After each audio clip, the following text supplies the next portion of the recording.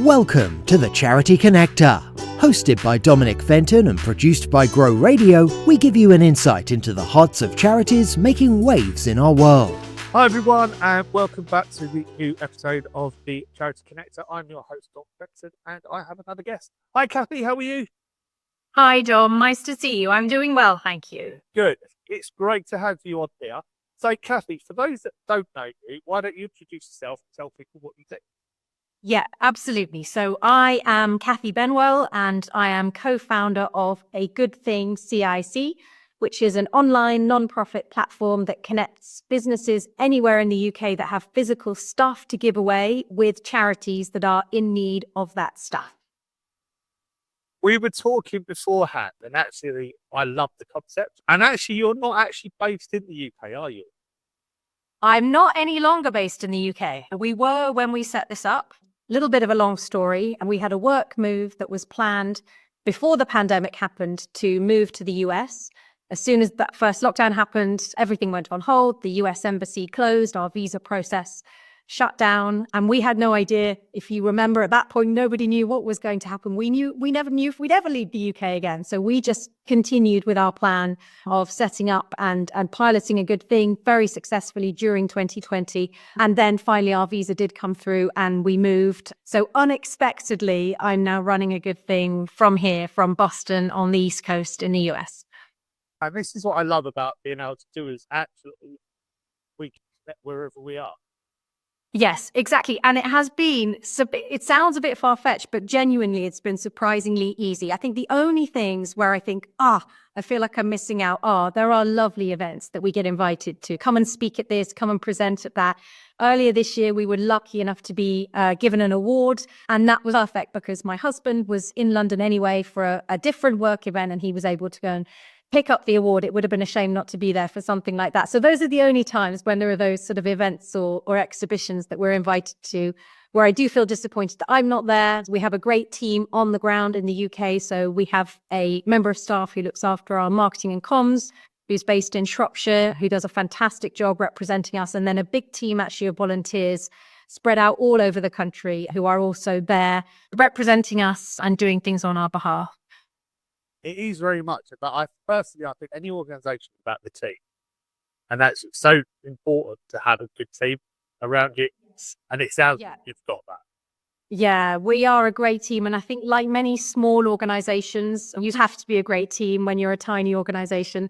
And there seems to be something about A Good Thing as well, which people really just feel passionate about. A lot of the volunteers that we have recruited are actually really are young people and people who just feel very passionately, principally about the environment and about sustainability, and are really keen to get involved with us for that reason. So it's very sort of mission led, which I think automatically cements you in quite a powerful way, because you do all feel as though you have this one sort of shared goal, which is lovely. Yeah, it's incredible. So talk to me about the history of the organisation. So this was an idea that Richard, my husband, and I had probably 15 years ago, if I'm honest, a really long time ago. And it would kind of come and go, and it would surface in conversation, and it would go away again.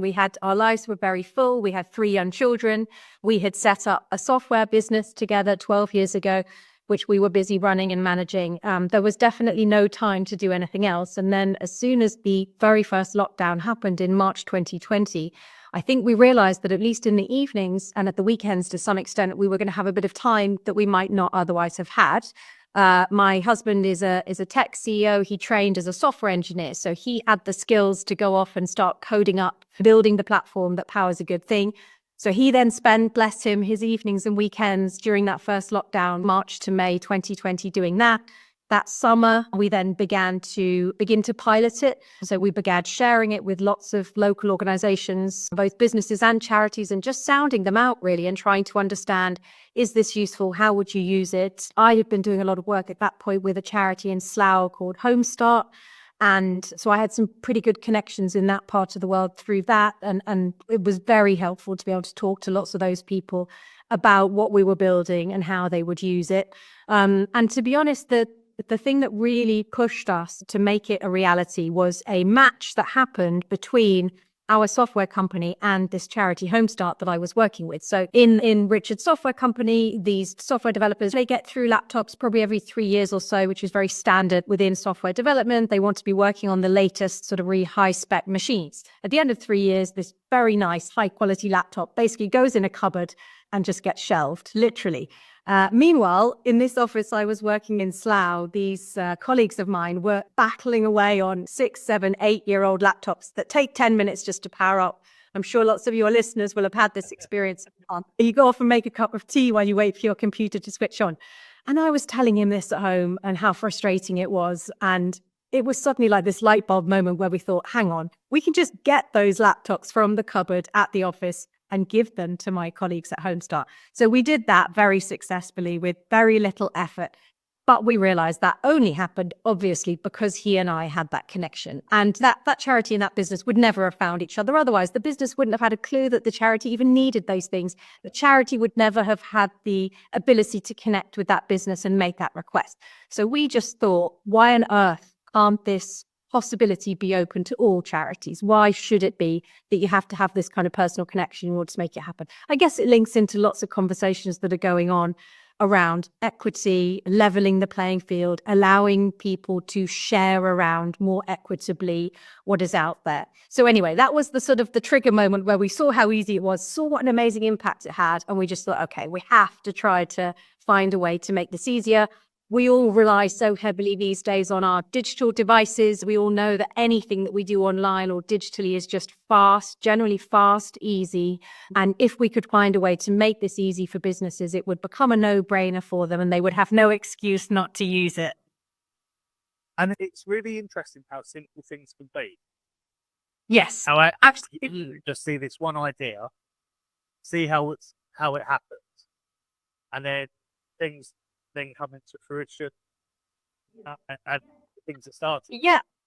And additional things as well, lovely sort of extra benefits. So just anecdotally, we get so much nice feedback from businesses where they'll say, yes, we met on Friday in the car park to hand over the items, but we got chatting and we were out there for half an hour and I never knew that charity was there, even though I've worked in this building for 15 years and they're just down the road and are slightly embarrassed that they didn't know that charity was there. Essentially, their neighbours supporting a community within their neighbourhood that also they potentially didn't even really know was there. And we've agreed we're going to do some volunteering. And the next time we have those things, we're going to just contact them directly. So we're thrilled about that because, yes, it's great that charity now has those chairs, let's say, but even more powerful is that really meaningful connection has been made and also a long-term relationship might be developing, which is by far the bigger goal for us, is building that link between businesses and charities within a given community. Yeah, and I think you just said the word there, community. There are so many just worldwide broken communities, but actually what you're doing is creating this closeness and trying to build these communities just through the work that you do. Yeah.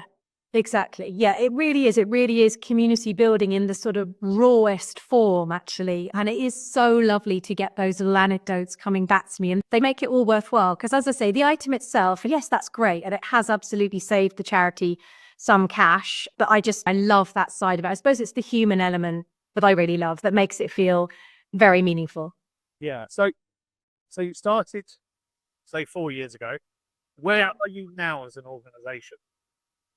So we have grown massively. Actually, October, the month just gone, was a record-breaking month for us in terms of just the rate of businesses signing up, charities signing up, items being donated and matches happening. So we are now up to nearly 3,000 charities across the UK and around 700 businesses. Charities are definitely easier to get on board. I would say for them, it really is kind of a no-brainer. Businesses, we definitely have to work a little bit harder. Often it's a case of, well, first of all, just getting in front of somebody, but then letting them know you probably do have some stuff to give away, even if you don't think you do. Sometimes they'll say, oh, it's a lovely idea, Kathy, but I don't have any laptops. And I'm like, no, it can be really lit. And we talk about emphasizing the literally anything, which is also powerful. And when you kind of can get that message through, they're like, oh, literally anything. And they'll give you examples of the types of things they have. So that's where we are in terms of engagement. We have, as I say, a big team of volunteers. We're around 20 volunteers at the moment working for us, dotted all around the UK.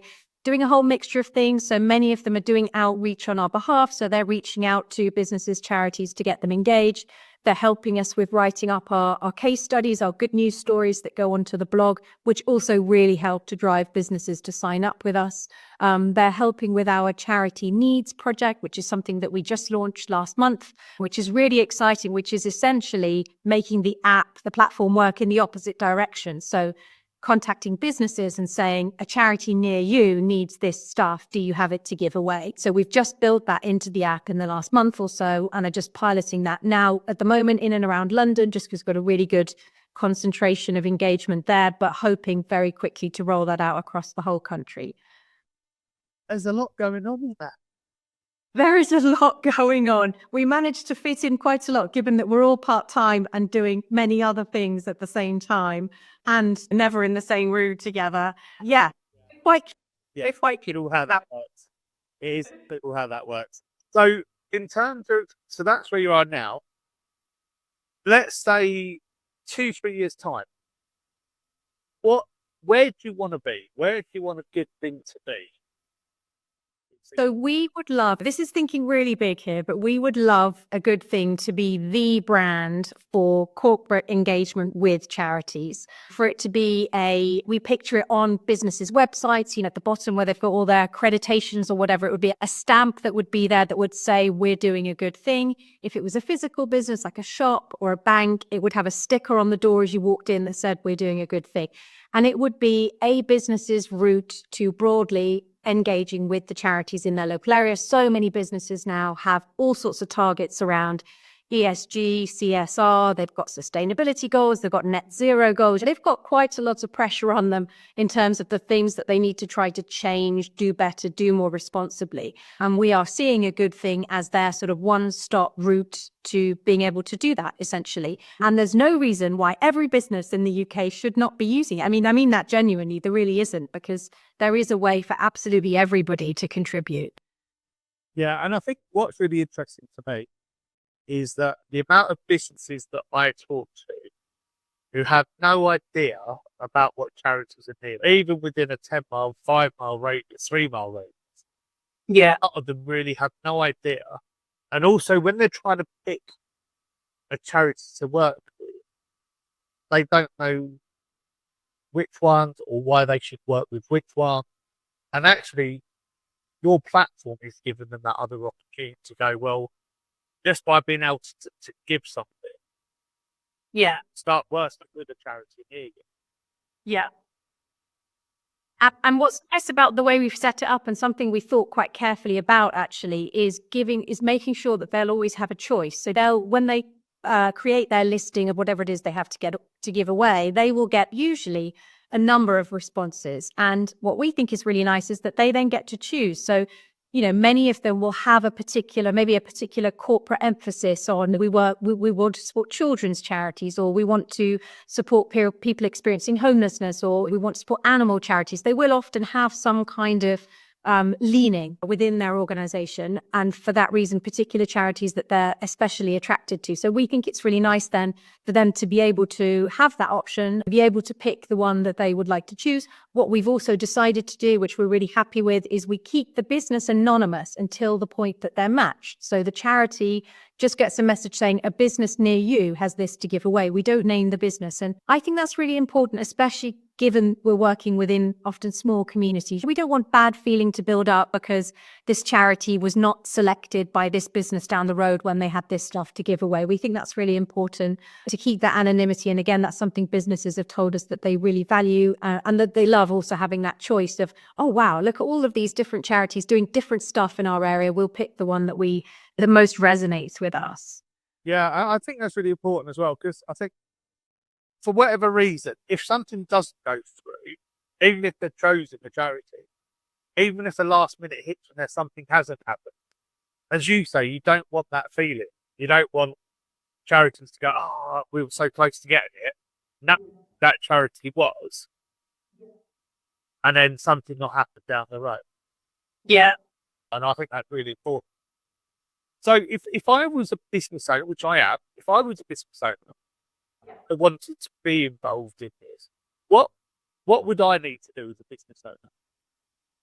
So the first step is just to create an account, which takes about 30 seconds. And you can do that via the sign up button on our website. And that's very simple and straightforward. It's literally actually just your name, your email address, and then really importantly, your postcode, because of course, everything we do is postcode driven. So the matches, you'll be matched with charities depending on the postcode that you've put in for where you're based. So that takes you about 30 seconds. As soon as you have your account, it's free to make an account. As soon as you have your account, you can then start creating your listings. And if you think, I'm sure lots of your listeners have used things in the past, like eBay, for example, it's very similar process. So you make, if you like, an ad, which describes, this is what I have. Here's a photo of it. Photo is pretty important because it does tend to be easier to find a match with a photo. Here are some key details, maybe some dimensions, maybe some key bits of information like this cable is missing, or you will need to, if you take this, you will need to replace this part here. Charities do not mind that at all, as long as you're really upfront about it. It's not a barrier at all. Businesses often say to me, oh, well, I would give this away, but it's missing this part, or I would give this away, but it's a bit damaged. Don't hesitate. As long as you include that in your description, they won't mind. If you have a collection deadline, that's really important to put in there as well. This must be gone by Friday. You will need a van, any of those extra details. Then you click publish, and that then goes as an email alert to all of the charities registered with us within a radius of where you are. And as I said before, they won't be told who you are, but they will get this lovely message saying a business near you has this item to give away. If they're interested, they will then submit a request through the platform.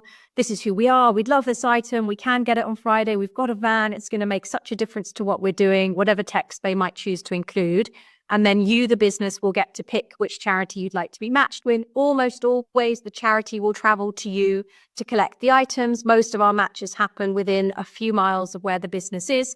And they're very resourceful. They'll either get hold of a van, or they'll have a volunteer, or they will find a way to get there. If it's something that they will find really useful and need, they will find a way to be there and to collect your item from you. There are charges for businesses depending on how much you're giving away. So if you're giving away either quite a lot of stuff physically, so if it's very bulky, if it's more than roughly the size of a small skip is how we price it, or if it's high in value, so if it's worth more than around £1,500, or if you want to make more than 3 listings in a month. This is all on our website if anybody's interested in looking at it in detail. If it goes over any of those 3 thresholds, we ask businesses to pay, and we charge them £29, which gives them 1 month's worth of usage of the platform, so they can list as many things as often as they want to for a month, which we think is a pretty good deal. Obviously, much less than a commercial skip or many other solutions. And we're a non-profit, so that goes right back into delivering our service. There's another level of subscription above that where we throw in all kinds of lovely PR and a little bit of reporting as well at the end of the year. And that's really, lots of businesses are using that where they know actually every month we know we're going to have things to give away. Lots of the branded merchandise companies that we work with are on that subscription because they know, as I say, pretty much every month they'll have things that they would like to rehome, and they love the PR element as well, and they really are leaning into that and being able to kind of tell that story and be on social media talking about the impact that they've made. All of those limits I described, obviously we don't ever see the stuff physically. As I've explained it, we're just an online matchmaking platform. So it's done on trust, absolutely. We have to just go on what people kind of upload and hope that people are using it sensibly. I can never quite tell. Sometimes I look at the ad and I'm like, oh, would that fit in a small skip? I'm not really sure. So we hope the businesses will be honest with us around that. And so far, that seems to be working really well. People seem happy with the pricing. We've actually had lots of people telling us we should be charging more, but people often seem delighted and tell me, wow, I just got a quote for a skip that was £2,000. So this is great. Yeah, and I think that's really important. And I suppose, is it the same for charities? Again, they just come to you and sign up? Yes, exactly. Yeah, exactly. So same route. So they can click that sign up button, 30 seconds to make their account. They obviously don't pay anything. Charities never pay anything at all to use the site. Interestingly, many charities choose to give things away via a good thing, which is lovely, to their fellow charities. And obviously we wouldn't ever charge them anything to do that, regardless of how much they were giving away. So that's possible as well. And lots of them do that. If they maybe sometimes actually what happens is they've been gifted some stuff by somebody that they possibly didn't really need, but they felt they couldn't say no to. And then maybe they run out of storage space. I'm sure you would have heard this story 100 times. And hence they're looking to pass it on to somebody who could actually make use of it. Yeah, no, I think that's a great idea. So in terms of, we know that a lot of non-profits, CICs, charities, we know that funding is always a thing. Yeah. In terms of your organisation, what other areas of need are there for you? What other areas of support do you need at this current time? The only support that we really need is just more businesses joining us, more businesses being willing to engage with us, list things. That's what we are. That's what we spend all day, every day driving at the moment. In terms, our running costs are obviously very low, as with any digital type organization. We don't have big overheads, which is great. So we don't have big costs in that department. We would always love to have more volunteers. So we have a sort of a rolling volunteer as on Charity Job, which I can absolutely share the link with you for if you were able to include that with the podcast. And we're always looking for volunteers. And that's great in the sense that it can be done super flexibly. So the volunteers who work for us, they're all remote. Many of them do this work online. It's just often a case of reaching out to people. They can do it any time of day, any day of the week. They can fit it around other things. And I think that's one of the reasons that they really enjoy it, is that it's so flexible. So yeah, we'd always love more volunteers who really care and are passionate about our mission. And then we would just love people to help us spread the word to both charities and businesses to sign up with us and engage. Well, let's put it this way. By doing this, we are going to be doing that, because again, on the platform, now that any charity that I come in contact with, or any I talk to, because I talk to both, obviously we can make sure that they're fully aware of what you do and the great work you do. If someone was listening to this right now, what one thing would you like them to do? Well, if they're a business, and we do this when we speak to businesses, sometimes we present in webinars, and at the end of the call, we give them this challenge and we say, when you hang up this call, look around your workplace, whether it's an office or a shop or a warehouse, whatever it might be, look around you for 10 minutes and you will almost certainly find something that you can photograph and upload. And that will take you another 5 minutes to do that. So just do it, and you haven't lost anything. It'll be free. Just one listing like that is free. So it won't cost you anything at all. And it may be something that's been sitting in your cupboard for 18 months. And suddenly within an hour, you could have it matched and about to be taken off your hands. So that would be, if I was speaking to a business, that's what I'd say, is just give it a try. Look around, find something, create a listing. From beginning to end, it'll take you 15 minutes to do that.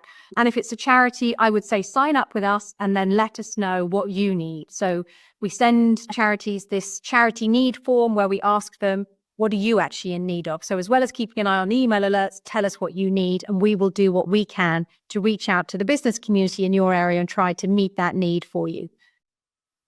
And it's so simple. Yes. It's really The best idea, always simple. this is what I love about it all. So, just before we finish, where can people find you? Yeah. So if you go to www.agoodthing.org.uk, we've worked really hard to make our website very clear, very simple, very easy to navigate. And all of the information you need is there, including that nice big red sign up button, which is how you would get started. Takes you literally 30 seconds to make that account. Once you're on the website, you can also have a browse of the things that are on offer right now. So if you're a little bit intrigued, there's a tab called Live Offers. And if you click on that, you'll be able to see all of the things that are available right now. You can look at that without being signed up. That's just viewable by anyone. You can click on our blog and have a look at some of the stories about matches that have happened in the past, which will give you a bit of a flavor of the types of things that have been donated. You can have a look at the pricing if you're a business and you're interested in just understanding that in a little bit more detail. So yes, agoodthing.org.uk. Kathy, it's been a wonderful half an hour. Thank you so much for coming on board and coming onto the podcast. Thank you everyone else for tuning in. I'm your host, Don Vector. This is the Charity Connector, and I'll see you again soon. Take care now. Bye-bye.